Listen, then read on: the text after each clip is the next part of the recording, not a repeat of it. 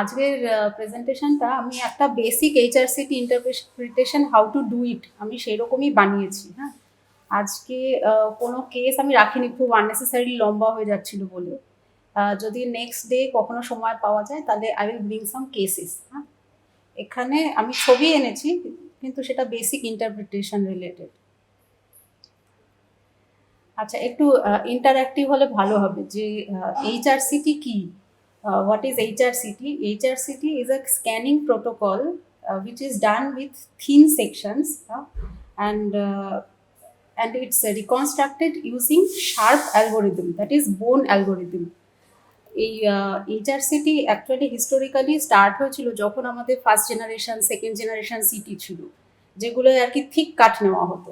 তাতে কি হতো, লাংসের যে ফাইনার ডিটেলস সেগুলো বেশিরভাগ সময় মিস হয়ে যেত। এবার সেই ফাইনার ডিটেলসকে করার জন্য তখন করা হলো যে ওই ওই 1 সেন্টিমিটার বা 2 সেন্টিমিটার স্পেসিংয়েই কাট হতো, কিন্তু সেই সঙ্গে একটা থিন নেওয়া হতো, থিন কাট নেওয়া হতো 1 mm বা 1.5 mm, just to increase the resolution. তো সেই তখন এটা যে টেকনিকটা ইউজ করা হতো বা এখনও অনেক জায়গায় করা হয়, সিকোয়েন্সিয়াল স্পেসেড অ্যাকুইজিশন, যেটা একটা স্পেসেড অ্যাকুইজিশন হয়, কিন্তু যেখানে অ্যাকুইজিশন হয় সেখানে কাটেল থিকনেসটা থাকে আপনার 1 mm এর কম। আর এটা actually radiation dose, total radiation dose কম হয়।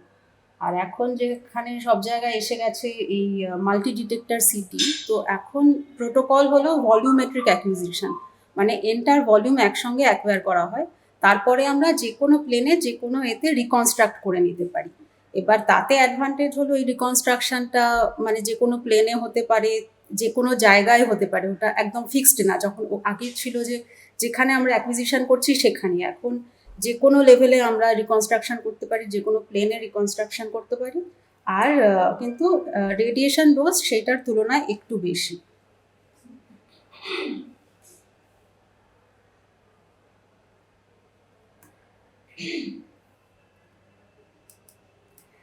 আচ্ছা, এবার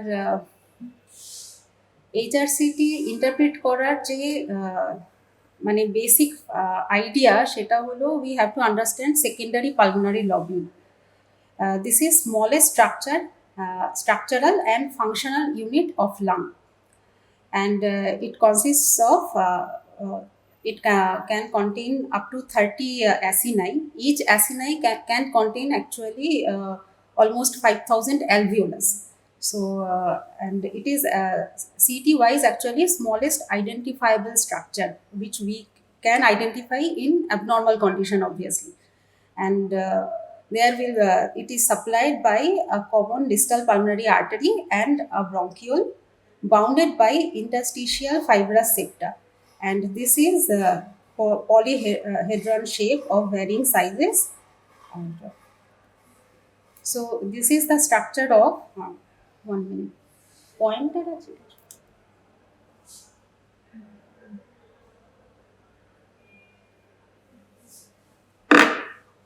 So this polygon is actually secondary pulmonary lobule, and as you can see, one lobular artery is going inside, and along with the terminal bronchiole is going inside, and the distal most part of the bronchiole is called respiratory bronchiole, then comes terminal bronchiole, and then further proximally it's lobular bronchiole. And there is a vein, pulmonary vein located at the periphery of the secondary pulmonary lobule, and there are acini in between, and there are some interstitial tissue. Interstitial tissue is located along this bronchovascular structure and around this periphery of the secondary pulmonary lobule. And so when this interstitium is thickened, we can pick up in HRCT.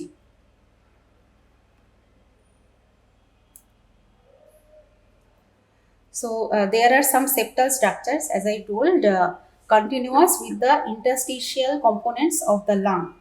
And these are either subpleural or peripheral interstitium and the peribronchovascular interstitium.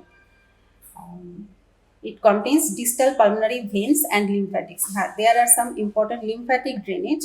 These are going along the peribronchovascular structure and also along the periphery. Centrilobular structure. Centrilobular structure is along the central part of this lobule, that is the lobular bronchus, lobular artery, and peribronchovascular interstitium. This consists of centrilobular structures and lobular parenchyma. These are located between the outer septa and the centrilobular structures, and pulmonary acinas and some intralobular interstitium septa are also there. And lymphatics are there, some central lymphatics that goes along the these peribronchovascular interstitium and also in the periphery of the lobule, secondary pulmonary lobule. Okay. So four basic patterns are there in HRCT. One is reticular pattern, one is nodular pattern, one is high attenuation, one is low attenuation. Reticular pattern is reticular means some fine lines. So these reticular pattern we can see when this intra or interlobular septum is thickened. The second pattern is nodular pattern. Nodular pattern, tiny by Fleischner's criteria, actually nodules are any density that those are less than 3 centimeter in diameter. In HRCT, we will concentrate into very small, tiny nodules, and these nodules we can categorize depending on their distribution. High attenuation, so some basic four different attenuation patterns are there. Ground glass opacity, second is consolidation, third mosaic attenuation, and I am coming to the images, and fourth is crazy paving, and some low attenuation pattern as we can see in emphysema, lung cyst, bronchiectasis and honeycombing. Okay, so these are reticular pattern. Reticular pattern can be these are thickened septa. As you can see, these septum are smooth, and here some septal thickening we can see, but you can see these are a little irregular. These are not as smooth as this. So septal thickening actually basically is when it is smooth when it is thickened due to some fluid, simple fluid, as we can see in pulmonary edema. Irregular septal thickening we can see when there are uh, some nodules along these septal lines, actually along the boundary of the secondary pulmonary lobules. So irregular thickening we can see in carcinoma, like lymphangitis carcinomatosis. Irregular septal thickening we can see in sarcoidosis also. In sarcoidosis, mostly it's a diffuse pattern, and lymphangitis carcinomatosis, it's mostly either in unilateral or focal.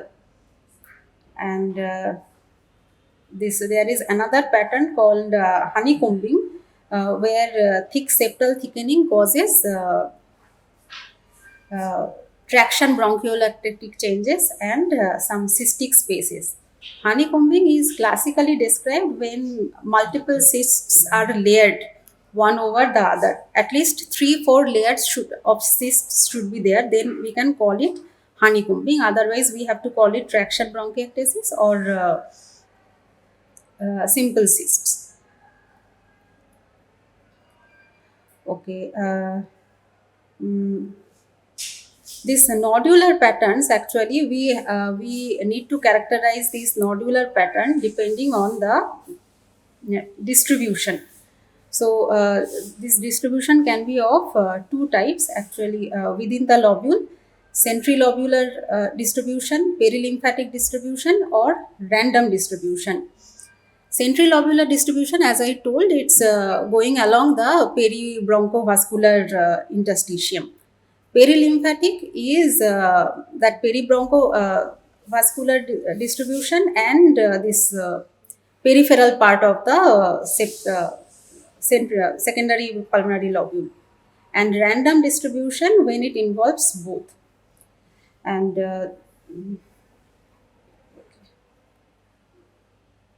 so these are nodular pattern. As you can see, this occupies the central part of the secondary pulmonary lobule. These are called centrilobular pattern. These are all centrilobular pattern.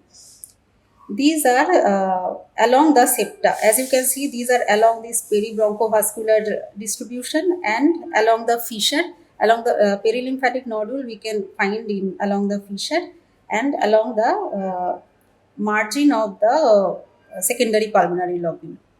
And random distribution, when it's fully random, we can find it's in the centrilobular as well as in perilymphatic distribution. Achha, as you can see, this is perilymphatic because there are some fine septa. If you can see, there are linear shadows are there, and along these linear shadows, that is thickened septa, we can find these are not regular homogeneous thickening. There are some fine irregularities. Can be seen now. Yes. These are thickened septa, but these are not smooth. Some beaded appearances. So, and along this fissure also, these fissures are not, if you see regular chest CT, you will find these fissures are smooth, but here it is little beaded in appearance. So, these are perilymphatic distribution. Perilymphatic classical, sorry for this spelling, actually in my computer C button was not working, so C's are missing at multiple places. These are seen in sarcoidosis, lymphangitic spread of carcinoma, silicosis, coal worker pneumoconiosis, LIP, and asbestosis. So, if you find some diffuse nodular pattern in chest CT, first of all, what we do, we look at whether there are some perifissural or perilymphatic nodules.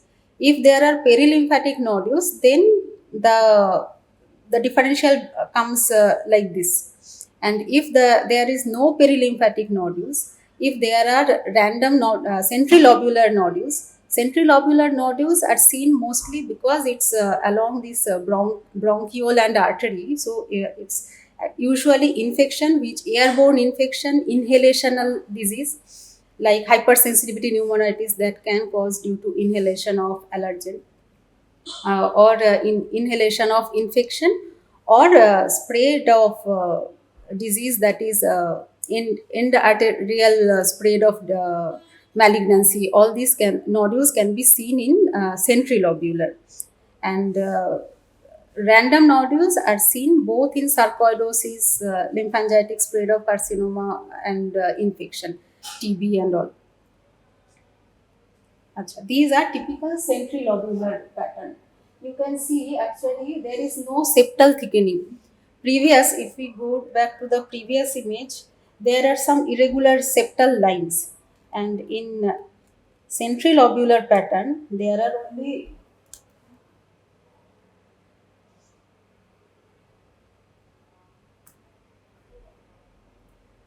some nodules equally spaced from each other. These are centrilobular nodules. So these centrilobular nodules can be seen in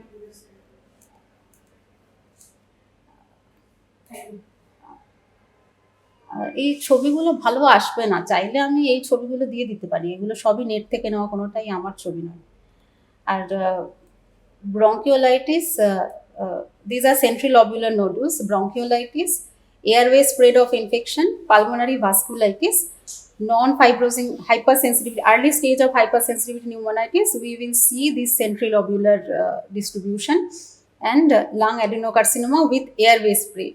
That will also show centrilobular. So the pathology is important because where this venous involvement, lymphatic involvement common, there we will see spread along these, we will see perilymphatic nodules, and where there is predominantly airway uh, or pulmonary arterial involvement, there we will find the centrilobular nodules. These are okay. These are some special type of centrilobular nodules. These are called tree in bud appearance. This appearance is very classic. We can find it in airway spread of infection, in mucus plugging, that in small airway diseases we can see pattern like this, or in some cases of bronchoalveolar carcinoma also, and distal vascular disease also, like tumor embolus, granulomatous response. So in those cases also we may find this tree in bud appearance. These are random nodules. As you can see, there are centrilobular nodules, there are perilymphatic nodules, and nodules along the pleura. So this is classical random distribution. So we follow this algorithm. When we see perilymphatic nodules, the set of differentials become very easy. And if there is no perilymphatic nodules, then we think either it's infection or airway kind of disease. Random nodules can be seen in metastasis, miliary tuberculosis, miliary fungal infection, sarcoidosis also, and Langerhans cells histiocytosis. Now coming to high resolution pattern, the third pattern we can see high resolution pattern. The two common high resolution patterns are ground glass opacity and ground glass opacity and consolidation. Ground glass opacity, when we can see the vessels through the increased density. This consolidation and ground glass both are high attenuation, where the density is increased of the involved part. But here the difference is you can make out pulmonary vessel going through it. But here this is consolidation. Here you can't make out the vascular details. Only that bronchogram, negative bronchogram we can make out. And this ground glass appearance is actually, it can be due to filling of alveolus by edema fluid. It can be due to fluid or pus or blood, or can be due to cells also. In cases of adenocarcinoma, sometimes we can see this ground glass density. Okay, and we can categorize it little further depending on the acute or chronic onset. Acute onset is heart failure, ARDS. Heart failure will follow typical that bat wing pattern and smooth septal thickening. Pulmonary hemorrhage is usually acute appearance of bilateral lung opacity along with drop in hemoglobin, and some cases we can have hemoptysis also. Pneumonia, like PCP pneumonia, mycoplasma, viral pneumonia, all these usually present with ground glass, predominantly ground glass opacity. Acute eosinophilic pneumonia, acute hypersensitivity pneumonitis. Acute hypersensitivity pneumonitis, as I said, these will present as centrilobular ground glass opacities. In chronic hypersensitivity pneumonitis with this ground glass opacity, we will find some evidence of fibrosis. Organizing pneumonia, as you know, these are like peripheral opacities. Chronic eosinophilic pneumonia, these are also peripheral opacities. Alveolar proteinosis, lung fibrosis like UIP, NSIP, and bronchoalveolar carcinoma. Acha, consolidation is due to infection edema, same, almost same, fibrosis, tumor, depending on the clinical features and presentation, acute or chronic. With the history, we give the differentials. These are two specific high attenuation pattern. Um,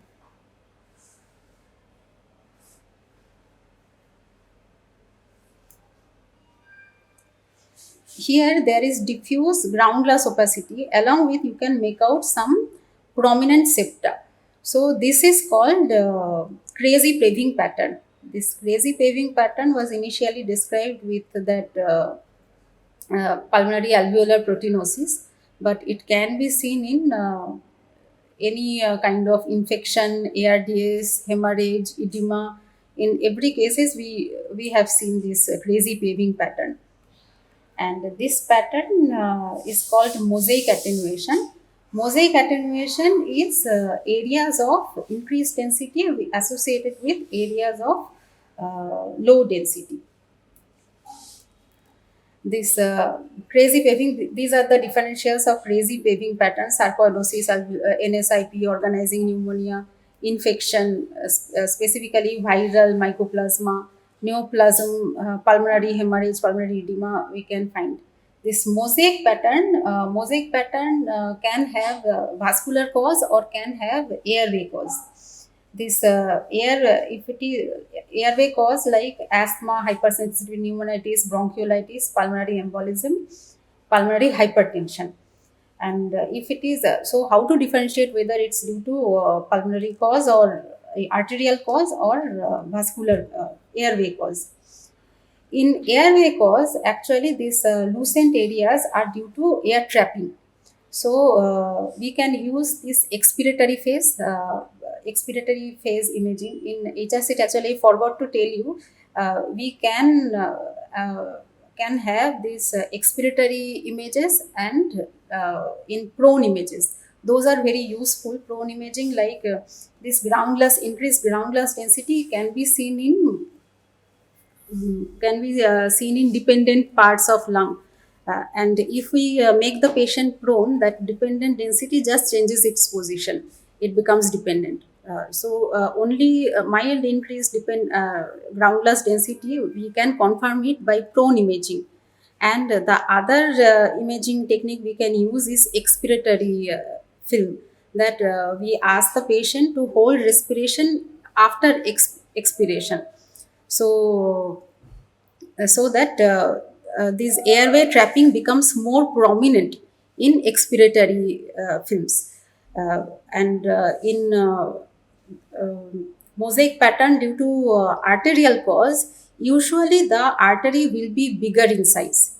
Usually the basic is the bronchus and the artery will be of same size. When the bronchus is large, we call it bronchiectasis. And when the artery is called, that is due to pulmonary arterial hypertension. We can see it, and in that case also we will see this mosaic pattern of attenuation.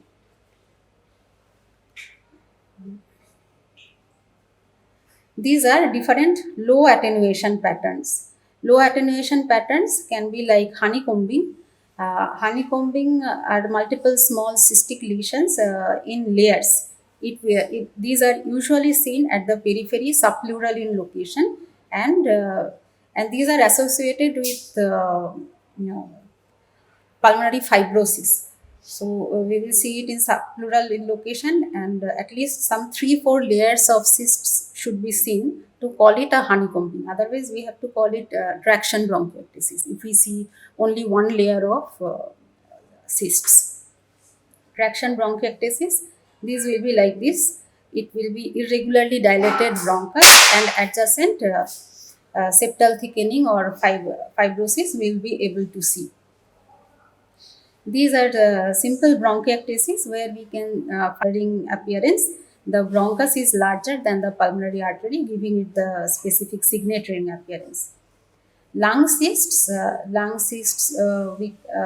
these are another low attenuation patterns. Some cystic lung diseases are associated, cystic lung diseases like LCH, uh, LAM, all these are associated with cystic lung disease.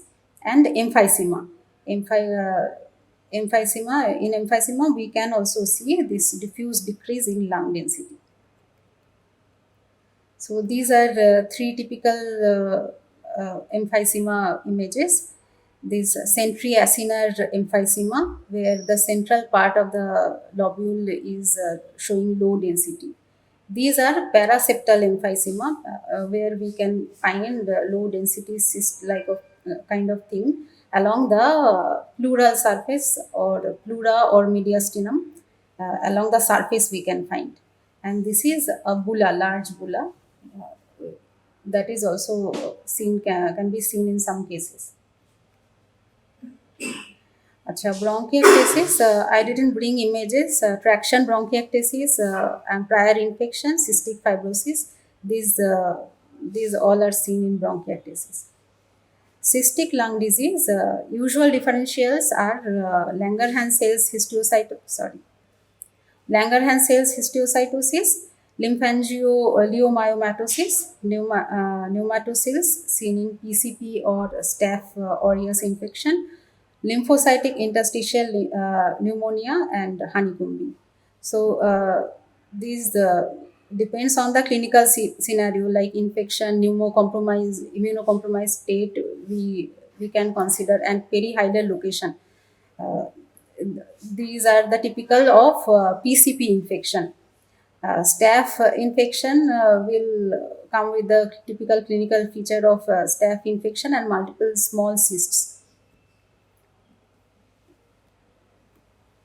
This image is of LCH. In LCH, actually, initially it presents with multiple randomly distributed tiny nodules. After means in later stage, these nodules cavitate and forms small cysts. So, and typically it spares the lower part of the lung, lower zone, it spares the lower zone. The CP angle will be spared. So in a young male, if you find multiple small cysts, sometimes it can be associated, in more advanced cases, it will be associated with some fibrosis also. And if it is upper and mid zone involvement with sparing bilateral CP angle, you can give this differential. And LAM is actually a disease of young female of reproductive age group, and there are actually multiple small cysts. Mostly these will be almost equal in size, and the basic pathology is hypertrophy of the bronchus, smooth muscle cell along these bronchioles, and distally there are some air trapping and small cysts are formed. Acha, honeycombing, as you know, we can see it in idiopathic pulmonary fibrosis, advanced cases of rheumatoid arthritis, scleroderma, asbestosis, end stage of hypersensitivity pneumonitis, and the end stage of sarcoidosis. These are actually the findings we can find in cases of diffuse lung fibrosis. So this is the image. As you can see, there is thickening of this peribronchovascular septum. There is irregular thickening of the septum, and multiple cystic tiny honeycomb tiny cysts forming in seen in layers. So these are honeycombing, and this looks like a feature of sarcoidosis because of perilymphatic nodules. Acha. Now, after seeing the character of the abnormality, first of all, we have to identify what are the abnormalities we can see in the HRCT. Then we have to see where we are seeing this abnormality, whether it's basically a upper zone disease or lower zone disease, whether it's a central disease or peripheral disease. So, upper zone predominant disease is sarcoidosis, silicosis, cold worker pneumoconiosis. Mostly those are inhalation related. And lower zone lobe predominance we can see in collagen vascular disease, disease which are associated with blood abnormalities. Those we can see in lower zone predominance. And central versus peripheral zone. As you know, central zone abnormality we can see in pulmonary edema, heart failure, and then sarcoidosis, bronchitis. They have given all this, but basically PCP pneumonia. What we know, these are central disease. And peripheral zone involvement, if it is a chronic peripheral consolidation kind of thing, we can consider cryptogenic organizing pneumonia, chronic eosinophilic pneumonia, and hematogenous metastasis, usually peripheral, and collagen vascular disease. Just some associated findings, those we get some help to finally cater to our diagnosis, whether there are pleural effusion or lymphadenopathy. Pleural effusion we can see in heart failure, lymphangitic carcinomatosis, TB,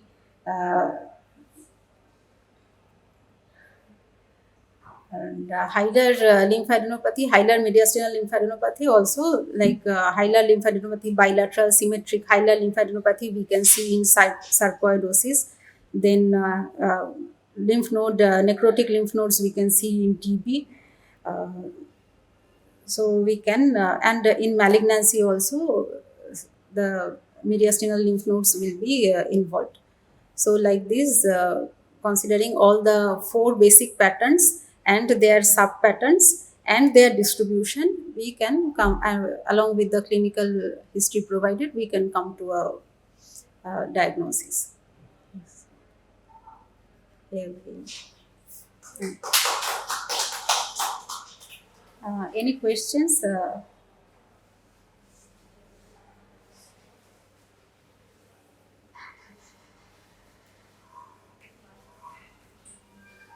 Okay.